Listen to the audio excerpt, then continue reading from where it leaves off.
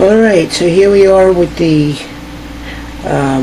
strawberry, and what I've done is I've taken a cleaned glass Pyrex and I put it into my test jar, and you can see that we are very done, or not done, but we've gone through the primary fermentation. We are very fermented, and we're going to go down, and I'm going to rack now into a carboy. Now, since we're making a gallon, we could, rack into a gallon jug, but typically we end up with a little bit more than a gallon. So I'm going to be, for this particular batch, I'm going to be racking to a 3-gallon carboy. Alright, so now I'm racking to this 3-gallon jug.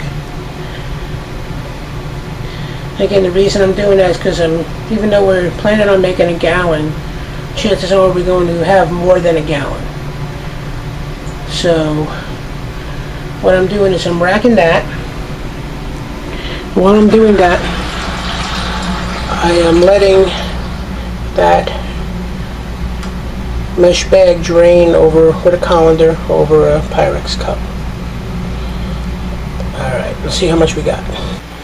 Wow, it's a good thing I didn't rack to that gallon jug, because I ended up all in all getting about 1.5 gallons, what you see there.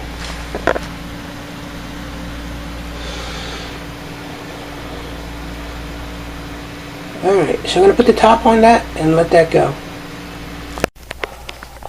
Alright,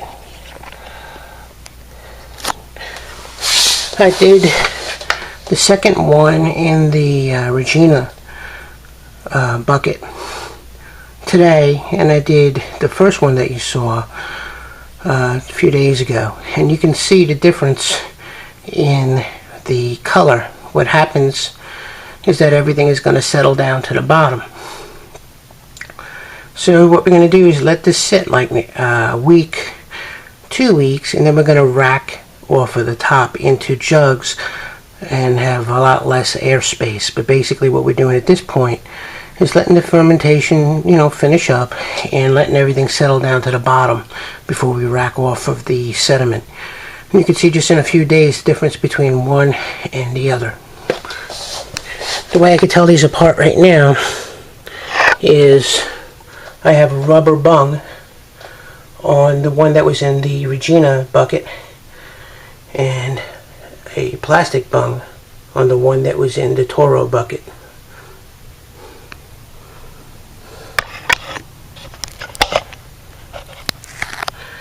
Okay, the one that is on the right will look like the one on the left in a few days, and what we'll do is we'll rack off of that, and you'll start to see the nice color of the strawberry wine. Okay, take care. Alright, so after about a week, you'll see that the cream sediment went to the bottom, and that the wines are kind of clear and have changed from like a pink color to a red color. So what I'm going to be doing now is transferring with the anti-sediment tip on my auto siphon off of that sediment. I'm hoping that you can see this on the camera. Leaving that behind, and I'm going to be transferring this wine into these jugs. Now I have a gallon jug and I have a 1/2 gallon jug. Gallon jugs are really easy to find. half-gallon jugs, not as easy to find. Alright, so what I'm going to do now is take my auto siphon, put it in here,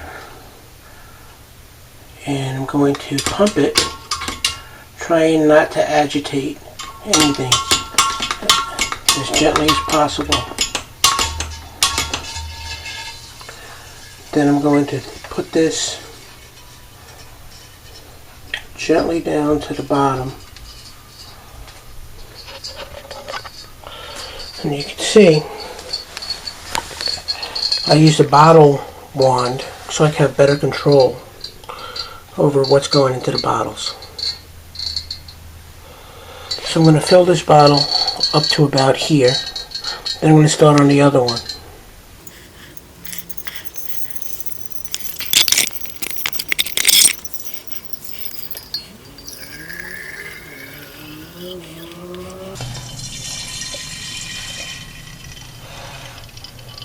Let's see how far we get.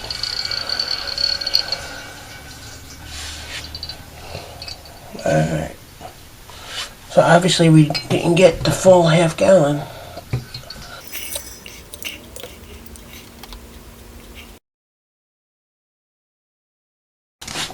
Have control. Alright, so at least we have enough to top up later. I think all in all we're going to end up with about 6 bottles of wine out of each batch. Alright, so there we have one batch that I've marked that was in the Regina bucket. I have the other batch over here. I have these airlocks on the top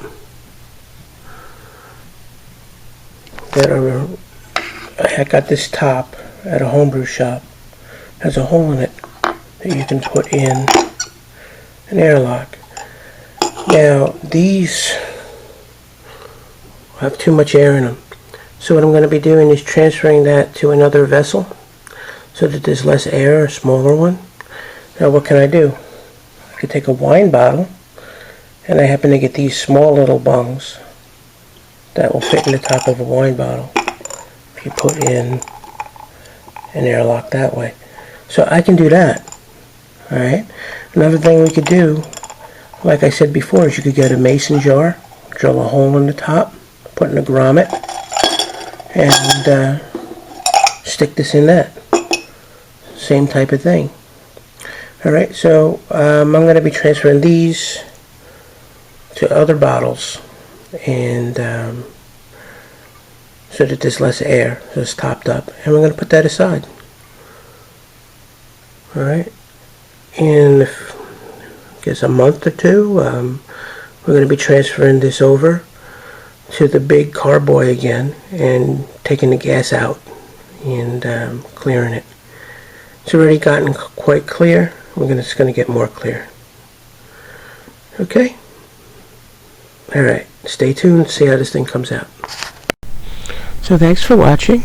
Please subscribe to my video channel here on YouTube, and check out my blog at www.cooking-italian-recipes.com for great Italian recipes, tips on organic gardening, winemaking, and herbalism, and all other kind of fun stuff that I'm into. Thanks for watching. Please subscribe, tell your friends. Take care.